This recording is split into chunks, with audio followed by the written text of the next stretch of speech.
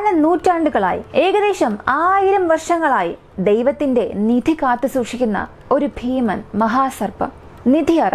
അതിന്റെ വാതിൽ തുറന്നാൽ ലോകത്തിന്റെ നാശം ആരംഭിക്കും.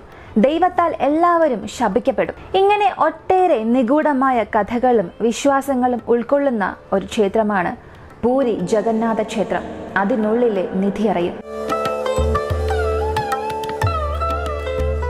ഇത്തരം ഒരു രഹസ്യ സ്ഥലത്തേക്ക് ആരും പോകരുത് എന്ന് പറയുന്നിടത്തേക്ക് കുറച്ച് ദിവസങ്ങൾക്ക് മുൻപ് ഇന്ത്യൻ സർക്കാർ കാലുകുത്തി.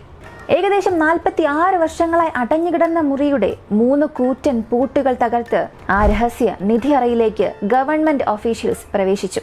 ഇത്രയും മുന്നറിയിപ്പ് നൽകിയിട്ടും അവർ അതിനുള്ളിലേക്ക് പ്രവേശിച്ചോ? അകത്ത് ആ മഹാസർപ്പം ഉണ്ടായിരുന്നോ? ദൈവത്തിന്റെ ശാപം അവരെ ബാധിച്ചോ? ഇങ്ങനെയൊക്കെ നിങ്ങൾ ചോദിച്ചാൽ ഇവിടെയാണ് ട്വിസ്റ്റ് വരുന്നത്. പോയവർ അകത്തുപോയി കണ്ടത് പാമ്പിനെയല്ല, നൂറ്റാണ്ടുകൾ പഴക്കമുള്ള നിധിപ്പെട്ടികളും രത്നങ്ങൾ പതിച്ച ആഭരണങ്ങൾ, വെള്ളി ആഭരണങ്ങൾ, അത്തരം വിലയേറിയ വസ്തുക്കളെയായിരുന്നു. പറഞ്ഞതുപോലും കേൾക്കാതെ നിങ്ങൾ തുറന്നല്ലോ. കൃഷ്ണന്റെ ശാപം നിങ്ങളെ വെറുതെ വിടില്ല. ലോകം തീർച്ചയായും നശിക്കും. ഈ ക്ഷേത്രം കൈകാര്യം ചെയ്യുന്നവർ ഇങ്ങനെയൊക്കെയാണ് പറയുന്നത്. എന്നാൽ ഈ വീഡിയോയുടെ അവസാനം വരാൻ പോകുന്ന ട്വിസ്റ്റ് ഈ വീഡിയോയുടെ തുടക്കത്തിൽ തന്നെ പറയാനാണ് ഞാൻ ആഗ്രഹിക്കുന്നത്. ഇന്ന് നമ്മൾ പൂരി ജഗന്നാഥ ക്ഷേത്രമായി കാണുന്ന കൃഷ്ണക്ഷേത്രം ഒരു കാലത്ത് മറ്റൊരു ദൈവത്തെ ആരാധിച്ചിരുന്ന ഒരു ക്ഷേത്രമായിരുന്നു. അതെ, അത് ഏത് ദൈവമാണ്? ഏകദേശം 1000 വർഷങ്ങൾക്ക് മുൻപ് പൂരിയിൽ അങ്ങനെ എന്താണ് സംഭവിച്ചത്? യഥാർത്ഥ ചരിത്രം എന്താണെന്ന് ഈ വീഡിയോയിലൂടെ വ്യക്തമായി കാണാം.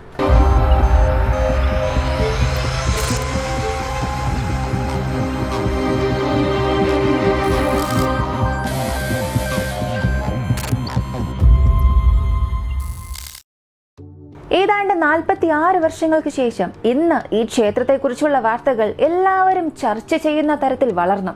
അതിനുള്ള കാരണം ദിവസങ്ങൾക്ക് മുൻപ് നടന്ന് അവസാനിച്ച പ്രധാനമന്ത്രി തിരഞ്ഞെടുപ്പാണ്. ഒഡീസയിലെ തിരഞ്ഞെടുപ്പിന് മുൻപ് പ്രചരണത്തിൽ താമര പാർട്ടിയുടെ പ്രധാനപ്പെട്ട വാഗ്ദാനം എന്തായിരുന്നു എന്നറിയണ്ടേ?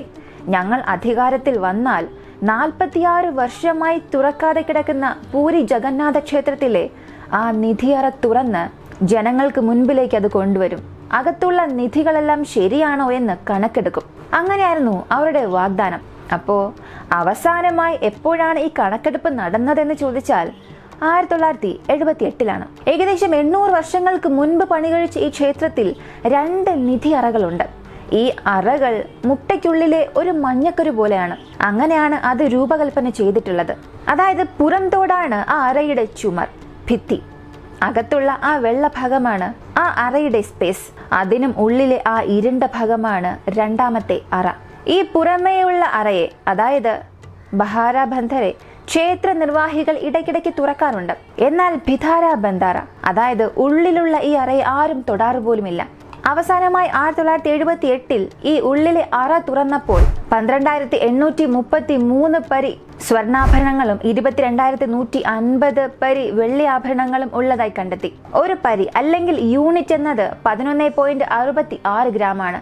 അതനുസരിച്ച് നോക്കിയാൽ 1978 കണക്കനുസരിച്ച് 150 കിലോ സ്വർണവും 258 കിലോ വെള്ളിയും ആ രഹസ്യ അറയ്ക്കുള്ളിൽ ഉണ്ടായിരുന്നു. ഇപ്പൊ പ്രശ്നം എന്തെന്ന് ചോദിച്ചാൽ 1978 ശേഷം ബ്രഹ്മാണ്ഡമായ 3 പൂട്ടുകളുള്ള രത്നബന്ധാറിന്റെ ചാവി വിചിത്രമായ രീതിയിൽ കാണാതാകുന്നു. ഇത് കാണാതായതിന് പുറകിലും ഒരു ചതിയുണ്ടായിരുന്നു. ഈ ക്ഷേത്രത്തിലെ ആഭരണങ്ങൾ മറ്റാരോ കൈകാര്യം ചെയ്യുന്നുണ്ട് എന്നുള്ള വിവാദങ്ങൾ ഇതിനു ശേഷം ഉയരാൻ തുടങ്ങി.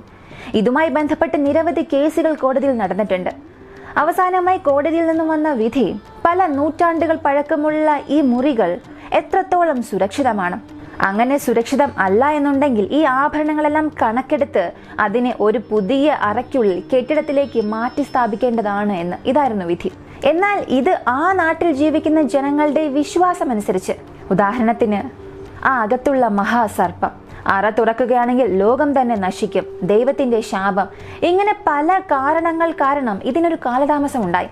എന്നാൽ ഇതിനെല്ലാം ഉപരിയായി ഒഡീസയിൽ താമര വിരിഞ്ഞതോടുകൂടി തിരഞ്ഞെടുപ്പ് വാഗ്ദാനം നിറവേറ്റാൻ ജൂലൈ 15 ഉച്ചയോടുകൂടി ആ 3 വലിയ പൂട്ടുകൾ തകർത്ത് ആളുകൾ അകത്തേക്ക് കയറി. എന്നാൽ ഇവർ അകത്തേക്ക് കയറിയപ്പോൾ സാധാരണ രീതിയിലല്ല പോയത്. ഫോറസ്റ്റ് ഡിപ്പാർട്ട്മെന്റ് ഓഫീഷ്യൽസ്, പോലീസുകാർ, പുരാവസ്തു വകുപ്പ്, ഇങ്ങനെ 12 പേരടങ്ങിയ ടീമായിട്ടാണ് ആ ക്ഷേത്രത്തിനുള്ളിലേക്ക് കയറിയത്. ആ ക്ഷേത്ര ആചാരങ്ങളെ പിന്തുടർന്ന് അതിനനുസരിച്ചുള്ള വസ്ത്രങ്ങൾ ധരിച്ച് ആ ക്ഷേത്ര പൂട്ടുകൾ തകർത്ത് അകത്തേക്ക് കയറുന്നു. അകത്ത് പോയപ്പോൾ ജനങ്ങളുടെ വിശ്വാസമനുസരിച്ച് അവിടെ പാമ്പുമില്ലായിരുന്നു, പല്ലിയുമില്ലായിരുന്നു.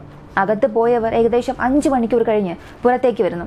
പുറത്തേക്ക് വന്നവർ മീഡിയയോട് പറഞ്ഞത് അകത്ത് സ്വർണം, രത്നം, വെള്ളി ആഭരണങ്ങൾ ഇങ്ങനെ 5 പെട്ടികളിൽ സുരക്ഷിതമായി വച്ചിരിപ്പുണ്ട്. ഇനി കെട്ടിടത്തിന്റെ സുരക്ഷിതത്വവും ആ നിധിയുടെ അവസ്ഥയും കണക്കെടുക്കുമെന്ന് റിപ്പോർട്ട് ചെയ്യുന്നു. അകത്ത് യാതൊരു നിഗൂഢമായ കാര്യവും ഇല്ല എന്നുണ്ടെങ്കിൽ ജനങ്ങൾ എന്തുകൊണ്ട് ഇങ്ങനെയുള്ള കഥകളെല്ലാം പറയണം? ഇതിന് ഉത്തരം അറിയണമെന്നുണ്ടെങ്കിൽ ഈ ക്ഷേത്രത്തിന്റെ യഥാർത്ഥ കഥ നമ്മൾ മനസ്സിലാക്കണം. നമ്മുടെ സങ്കല്പങ്ങൾക്കും അപ്പുറം ആയിരക്കണക്കിന് വർഷങ്ങൾക്ക് മുൻപ് യാത്ര ചെയ്തു പോയാൽ ദ്വാരക തളർന്ന് കൃഷ്ണൻ വേടന്റെ അമ്പ് കാരണം മരിച്ചു കിടക്കുന്നത് കാണാൻ സാധിക്കും. ആ സമയം പാണ്ഡവരാണ് കൃഷ്ണന്റെ അവസാന ചടങ്ങുകളെല്ലാം ചെയ്തത്. ആ സമയം സംഭവിച്ച ഒരു അത്ഭുതകരമായ കാര്യമുണ്ടായിരുന്നു.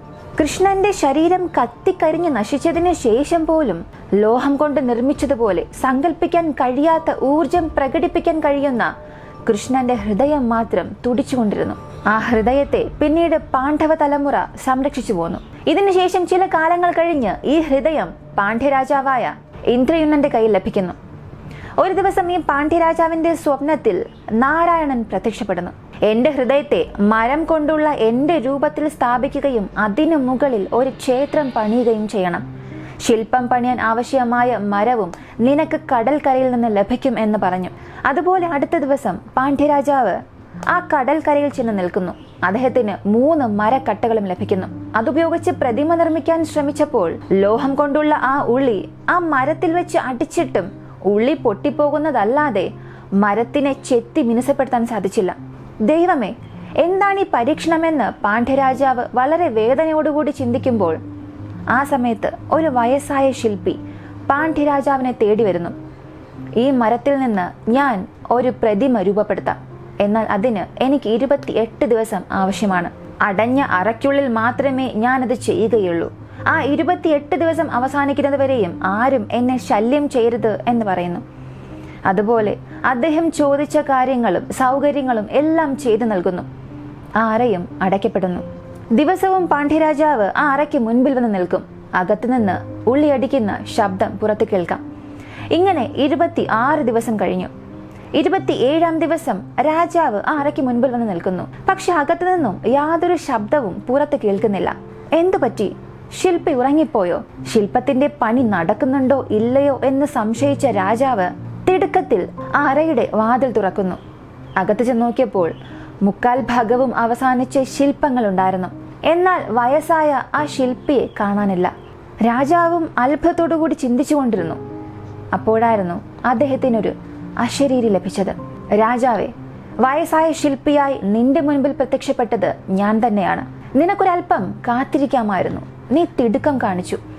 28 ദിവസം വരെയും കാത്തിരിക്കാമായിരുന്നു. എന്റെ പരീക്ഷണത്തിൽ നീ പരാജയപ്പെട്ടു.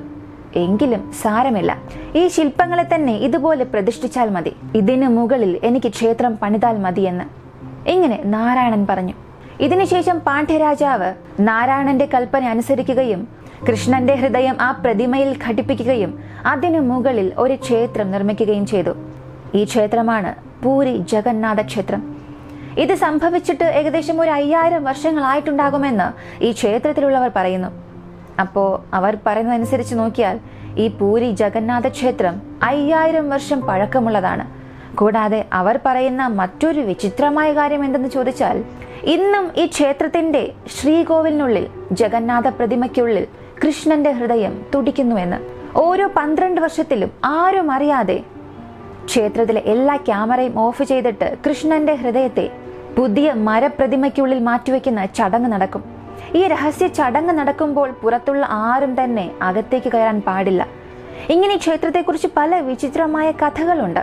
ഇതിനെ പിന്തുടർന്നു വന്ന കഥകളാണ് അകത്തുള്ള മഹാസർപ്പവും കൃഷ്ണന്റെ ശാപവും. കലം ഒന്നിനു മുകളിൽ ഒന്നായി അടുക്കി വെച്ച് ഏറ്റവും അടിയിലായി തീ കൊളുത്തിയാൽ ഏറ്റവും മുകളിലുള്ള കലം ആദ്യം ചൂടാകും.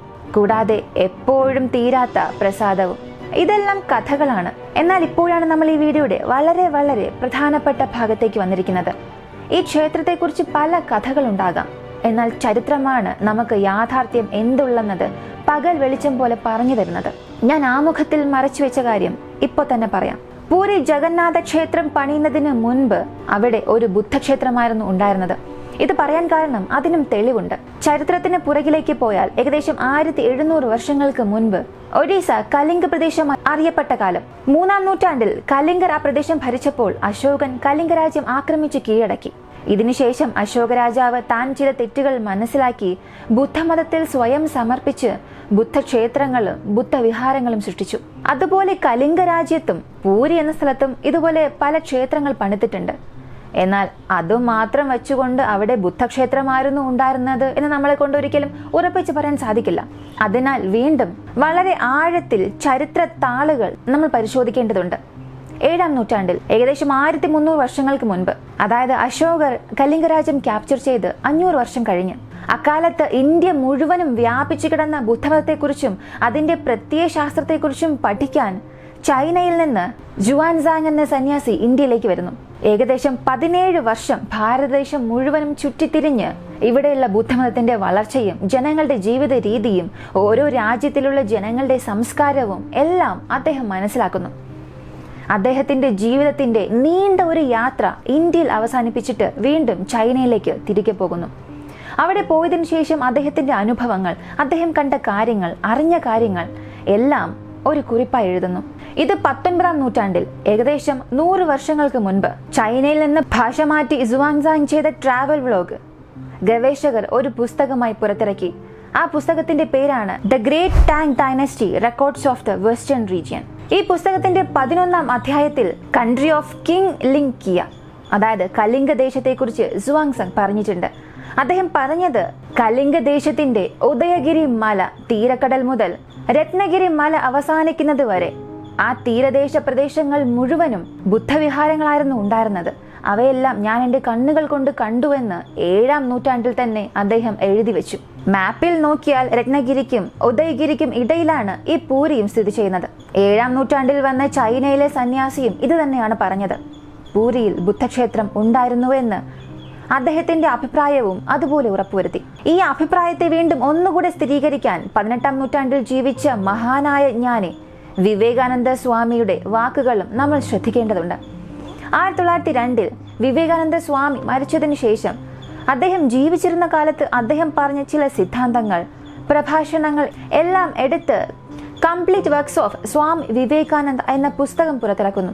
അതിൽ 7-ാം അധ്യായത്തിൽ വിവേകാനന്ദ സ്വാമി അദ്ദേഹത്തിന്റെ ശിഷ്യന്മാരുമായി സംസാരിച്ചു കൊണ്ടിരിക്കുമ്പോൾ, ഒരു കാലത്ത് ബുദ്ധക്ഷേത്രമായാണ് പൂരി ഉണ്ടായിരുന്നത്. രാമാനുജ എപ്പോഴാണോ പൂരിയിലേക്ക് യാത്ര ചെയ്തു പോയത് അതിനുശേഷമാണ് വിഷ്ണു ആലയമായി അതിനെ മാറ്റിയത് എന്ന് അദ്ദേഹം വ്യക്തമായി പറഞ്ഞിട്ടുണ്ട്. ഇത് തന്നെയാണ് റെക്കോർഡഡ് ഹിസ്റ്ററിയും സ്ഥിരീകരിക്കുന്നത്. വളരെ സിമ്പിളായ ഒരു ഗൂഗിൾ സെർച്ച് തന്നെ നിങ്ങൾക്കത് കാണിച്ചു തരും. തിരിഞ്ഞു നോക്കിയാൽ മനസ്സിലാകും.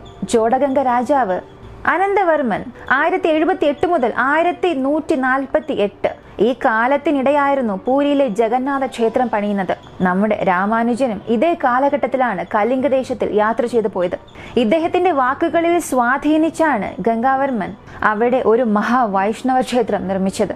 ഇന്നും ചൈനയിലെ ആ സന്യാസി പറഞ്ഞിരുന്ന ഉദയഗിരിയിലേക്കും രത്നഗിരിയിലേക്കും ചെന്ന് നോക്കുക.